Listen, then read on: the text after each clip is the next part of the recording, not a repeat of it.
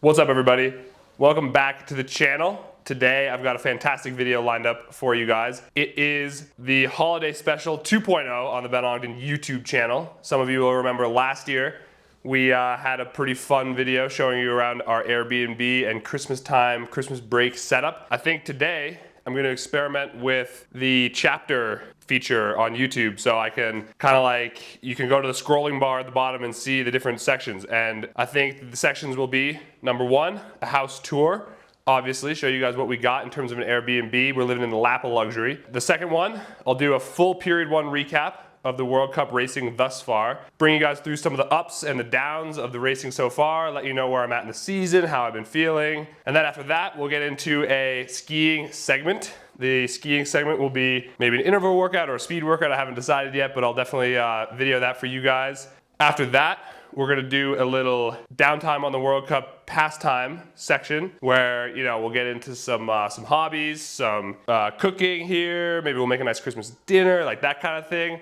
Super fans will watch the whole video, but if you want to skip to your preferred section, I think you should be able to do that. I hope you all are still here. I got to give a big shout out to the merch store. Avery Ellis, fantastic Vermont-based artist, has made a new design, partially with my help, although I didn't really do anything. It is a fantastic design. I think it's like one of the coolest t-shirts I've ever seen, if I don't say so myself. So I really think you guys should check it out in the store. Link below. We'll put a little picture of the shirt right here, hopefully.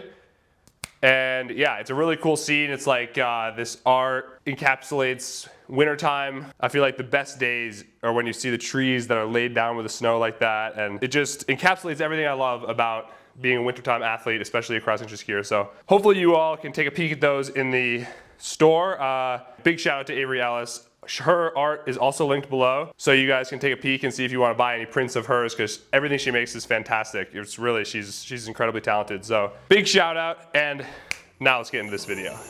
All right, people, welcome to apartment tour, Christmas Airbnb edition. Here's the entryway. This year's Airbnb turned out really nice. Who's that? The whole thing is basically this one giant room. You can see we've made an adequate mess after being here for a while. Dinner's in progress. This is the kitchen. Pretty cool cabinets, everything's hidden. So, you know, you have like dishwasher in there, fridge in here.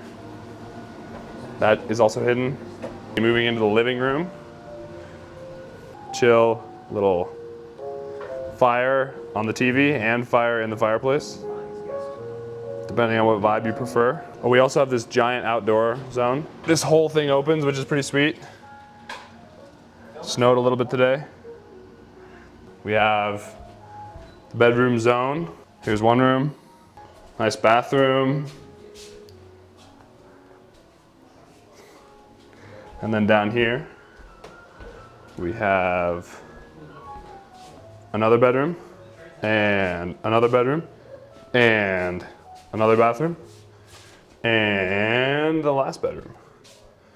So we have a 4-bedroom apartment in Davos for Christmas, and it wasn't even outlandishly expensive. So that was a big score. We'll definitely be back here in future years because it's pretty awesome. Good vicinity to skiing, very close to the grocery store, so everything we need.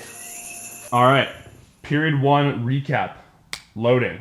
For those of you that don't follow World Cup racing all that closely, the season is divided into 4 or maybe sometimes 5 periods, they call them. And period 1 is always the time between like mid-November and late December. And that was obviously what I just completed. Period 2 is always a tour to ski. Period 3 is usually some mixture of races generally in Central Europe. And then period 4 is usually the end of season races that includes World Cup finals and stuff like that. And then sometimes there's a championships sprinkled in there in between. But yeah, just completed period 1, so I'm feeling pretty psyched about it. Definitely some ups and downs. The season kicked off in Ruka, Finland, the way it always does. The 10K was on Friday, and that was kind of a solid race. I mean, I never expect too much in that first classic race, just because it takes a second to get used to being on classic skis. And sometimes for me, like, I have to work through a couple weeks of racing before I feel too comfortable. So that was definitely the case in the 10K. I felt solid, but not my best self. So definitely pretty happy with it on the whole. But I was looking forward to the sprint that weekend, and the sprint went pretty well. First, we'll discuss the qualifier. Qualifier was solid. I didn't feel super strong on the last hill. I felt like I was arming. I wasn't really kicking very well. I was just kind of like using my arms, and they were like really tired afterwards and stuff, but no worries. Got into the heats, so no stress there. And then, yeah, the quarterfinal, I felt much better. I feel like skiing with people around me was really helpful for just like calming down and remember how to classy ski properly. So felt pretty solid on that last climb, and then felt pretty good in the final double pole, which is always kind of a weakness of mine. And I think that I worked on it a bunch this summer, so I was happy with how that felt. And then, yeah, I couldn't make it through the semifinals. I was in semifinal number 1 with a pretty stacked group of Norwegians. Kind of just stumbled and lost my positioning and ended up 6th. So 12th on the day, not bad for the first race, first sprint of the year, but definitely leaves me hungry, wanting more. So that brings us straight into Trondheim, which actually had a very similar arc to it. Trondheim started with the sprint, which is always fun because sprinting when you're fresh is really, really nice, especially for me. I feel like I can really charge when I don't have a race in the legs already that weekend. And I ended up winning the qualifier, which was a really cool, always a fun thing to be able to do. Obviously, it doesn't mean a whole lot in terms of the final result, but took home bib number 1, which was cool. Beat Johannes Klebo, which is always a fun feeling. And then we got into the rounds, and I was feeling quite strong. Got through the quarterfinal. That heat, I felt like I skied pretty well. I put some distance on that hill, which was kind of my goal, and then was able to get into the finish without anybody catching me, despite being a little tired in the final double pole. Quarterfinal felt really good, and then I got into the semifinal, and unfortunately, like around the first corner, me and my friend Harald Osberg Amundsen got in a little tangle. No hard feelings, these things happen. We collided or whatever. He kind of skied into me a little bit, and we both ended up crashing and getting kind of dropped from the heat. I got up after him, and I was like, all right, well, at least I'm gonna beat him, So I kept charging, and I think he kind of let off the gas and let me have it. So I ended up taking home 5th in the semifinal, but that was kind of disappointing. I really thought I could be in the final and put down a really banner result after feeling so solid that day, but that's all right. These things happen. That is sprinting,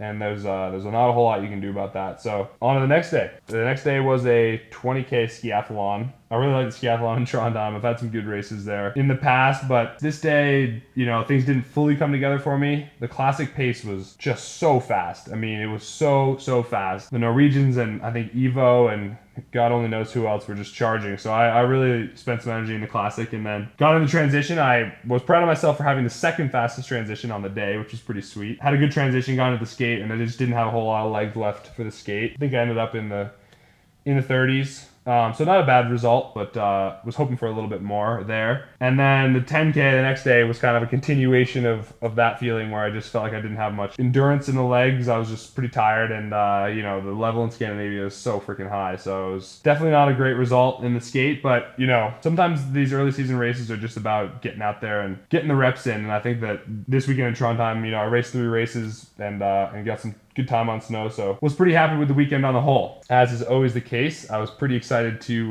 get on a plane and fly to Central Europe, soak up some of that sweet Davos sun. On to the next weekend, Davos, Switzerland. Day number 1 was the team sprint. That was a bit of a bummer. A really unfortunate race. I crashed in the qualifier. I feel like I was having a pretty good qualifier. I was advancing on Valnes, who I started right behind, and crashed on this corner, broke a pole. It was like a full yard sale. I think I have a clip for you guys real quick to see this mess. That was pretty brutal. Definitely just gut-wrenching, especially in a team sprint, because it kind of ruined the day for my teammate JC, which was really sad. I mean, just totally brutal on the whole. And it was almost made even worse by the fact that despite me being 10 seconds back or something in the qualifier, we were still only like less than a second from qualifying and getting into the final round. So totally brutal day, but one of those days where I guess you just sort of try and be psyched that you're going to save a little energy for the next day. So going into the sprint in Davos, regular sprint on Saturday, I was ready to prove something and felt good in the qualifier, put down a pretty solid. I think I was 2nd place, right behind Lucas Chanavas, so that was cool. And then got into the heats and I was just feeling super good. Strong V2, I felt, along that straightaway on the 2nd lap. I got into the semifinals, and then I was in the semifinals with my teammate Jack Young, which was super awesome. He was skiing really strong. I think he was 6th in the qualifier and won his quarterfinal. And then, we were semifinal 2 together, and we both ended up lucky loser, which was pretty cool. So we both got into the final. And then in the final, this was a no Klebo final, which is so rare. I mean, I can only think of like one other time when I've been in a no Klebo final on the World Cup. I was feeling pretty good. I was like skiing right in 4th up to the last corner. And then I was like feeling like I could pass the guy in front of me, maybe get on that podium again, which I was really hoping for, but I ended up hitting that freaking ice patch again on the last corner. Same one that took me out in the team sprint, or some version of it, and stumbled and kind of like went really, really wide. Luckily I didn't fall, but I went into the sort of like banners, boards and stuff, and had to like push off, and that didn't really set me up for the world's fastest final sprint. So I ended up 5th. But, you know, no worries, because the person that passed me in the final 100 was my teammate Jack Young, which was pretty sweet. So we were 4th and 5th, which was an awesome day for the team. And yeah, we were super fired up. And it was cool too, because FIS is doing these 6-person podium ceremonies now, which is kind of fun. So both of us got to go on the podium ceremony. Super sweet. So that was a great day. And yeah, we took some serious motivation and energy going to the next day. But I will say, Jack Young and I were roommates, and we finished the race at like 7 p.m. or something. It was a night sprint, as you can probably tell. And we got back to the hotel and we were just like, oh my god, how are we ever going to fall asleep? So, you know, both of us took kind of a while to fall asleep. And then when the next race in the morning was at 9 a.m. So it was quite the turnaround, to say the least. My performance in the 10K skate kind of reflected that. Like I didn't feel like anything too bad, but I just didn't feel like I could like push super hard without just like exploding. Yeah, kind of a mediocre to bad race, but that brings us to the Christmas break. Successful period 1.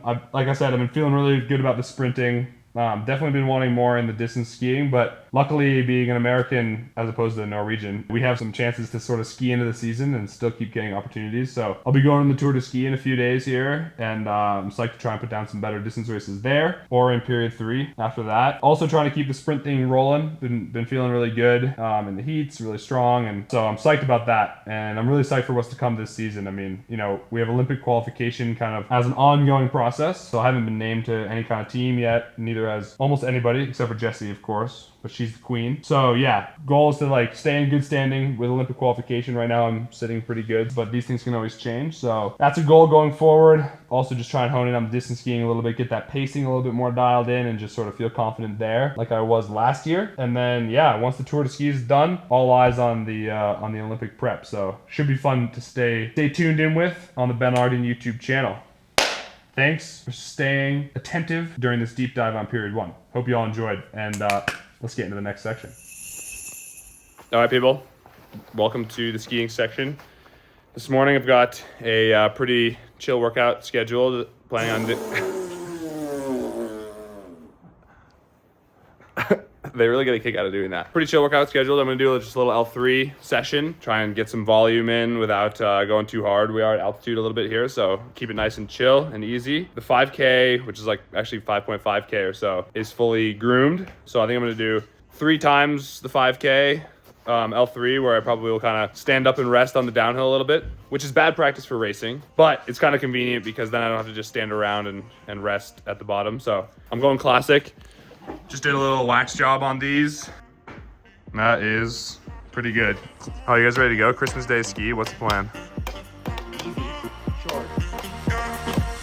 I've been losing my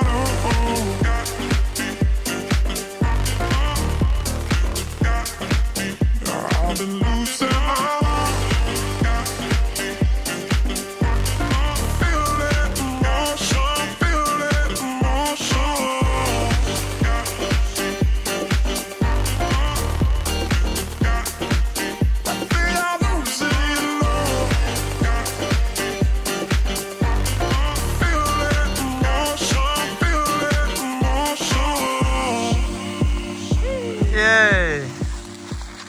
All right, that's a wrap.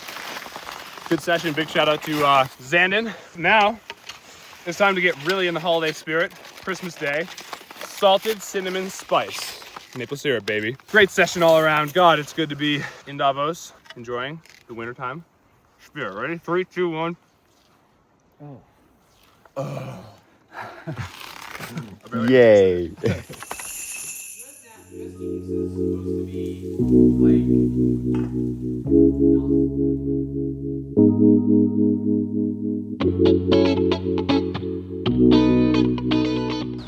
All right, people, you asked for it in the comments, you always do.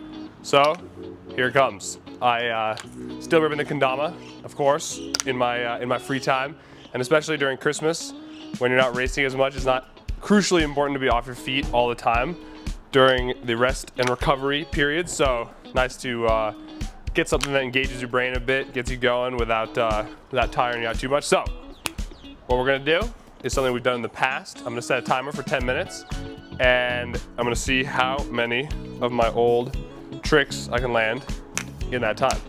Let's get into it. Hey Siri, set a timer for 10 minutes.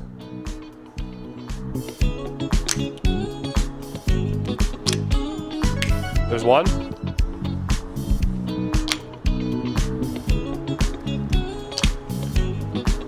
There's two.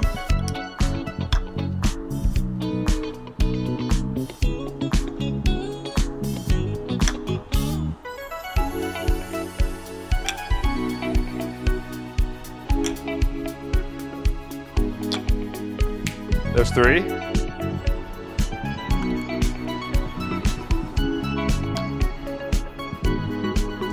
Oh, finally. Whoa. That was nothing. Oh, that's it. All right, there you have it. Gonna be a short one. I'm a little rusty, I must say. Haven't been doing it that much, but I got extremely hung up on one of those tricks, but got a couple in there for you guys, so there you have it.